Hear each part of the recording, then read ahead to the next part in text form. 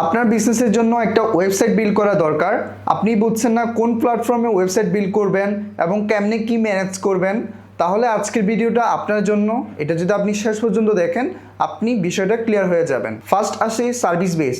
যারা service base business করছেন তাদের জন্য ওয়ার্ডপ্রেসটা বেটার, কারণ আপনার ওয়েবসাইটে বেশি ফেজেস থাকবে না যেহেতু সার্ভিস বেস, এবং আহামরি কোনো ফাংশনালিটি থাকবে না।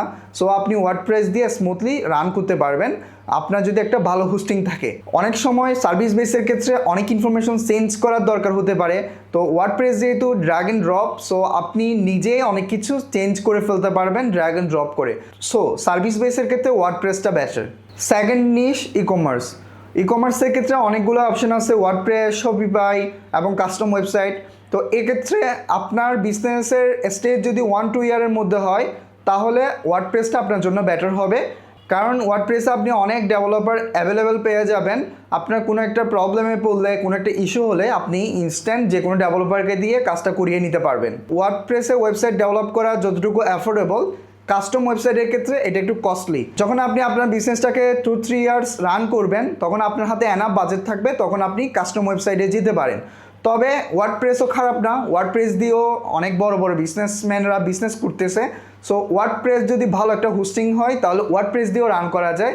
তবে অনেক কিছু ফাংশনালিটি আপনার লিমিটেশন চলে আসতে পারে, তখন আপনি কাস্টম ওয়েবসাইটে যেতে পারেন। যখন আপনার অনেক কিছু ফিগার আউট করা হয়ে যাবে, আপনার স্পেসিফিক কিছু কাস্টম রিকোয়ারমেন্ট, তখন আপনি কাস্টম ওয়েবসাইটে যেতে পারেন আরও একটা বেটার এক্সপিরিয়েন্স দেওয়ার জন্য কাস্টমারদেরকে। তবে ডেভেলপমেন্টের ক্ষেত্রে একটা বিষয় খেয়াল রাখবেন, যারা 10-15 হাজার টাকায় চিপে ওয়েবসাইট ডেভেলপ করে দেয় তারা একই টিম বিভিন্ন ক্লায়েন্টের ক্ষেত্রে ইউজ করে এবং তারা পাইরেটেড এবং নাল প্লাগইন ইউজ করে।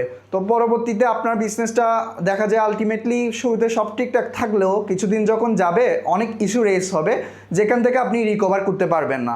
যে ডেভেলপারকে দিয়ে করান না কেন, অবশ্যই আপনি এনশিওর হয়ে নেবেন আপনার ওয়েবসাইটে যেই টিম ইউজ হচ্ছে এটা জেনুইন লাইসেন্স কিনা এবং প্লাগইনগুলো ইউজ করা হচ্ছে এগুলো অফিসিয়াল কিনা, সাথে তারা প্রপার ডকুমেন্টেশন এবং ভিডিও টিউটোরিয়াল প্রোভাইড করছে কিনা। আরেকটা বিষয় এনশিওর হয়ে নেবেন আপনার ওয়েবসাইটটা কনভার্সন এবং মার্কেটিং ফ্রেন্ডলি কিনা।